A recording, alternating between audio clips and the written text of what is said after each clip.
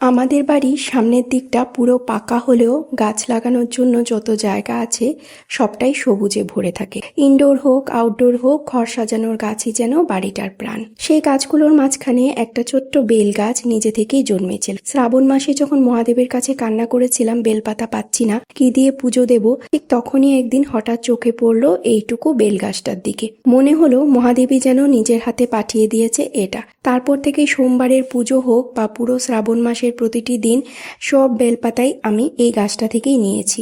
মনটা ভরে যেত, মনে হতো মহাদেব খুব কাছেই আছেন। কিন্তু হঠাৎ দুদিন আগে দেখলাম এই গাছটা নষ্ট করে দেওয়া হয়েছে, ধরে বেঁধে এমনভাবে কেটে দেওয়া হয়েছে যাতে এখান থেকে কেউ আর একটা পাতাও তুলতে না পারে। মানে একটা পবিত্র জিনিসও কিছু মানুষের কাছে কতটা অবাঞ্ছিত হয়ে যেতে পারে। সত্যি খুব কষ্ট পেয়েছি।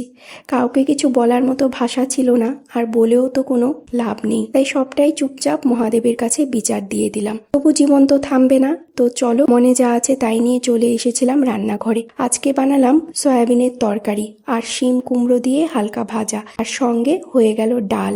সব রান্না শেষ করে রোদে গিয়ে বসলাম, আর সাথে তোমাদেরও একটু সুন্দর করে ছবি তুলে দেখালাম। আর এই ছোট ছোট মুহূর্তগুলোই আমাদের মনটাকে আবার ঠিক করে দেয়। আজ এই পর্যন্তই থাক। তোমরা সবাই ভালো থেকো, মন ভালো রাখো, আর দিনের ছোট ছোট সুখগুলো খুঁজে নাও। আবার দেখা হবে নতুন মুহূর্ত নিয়ে। Bye bye.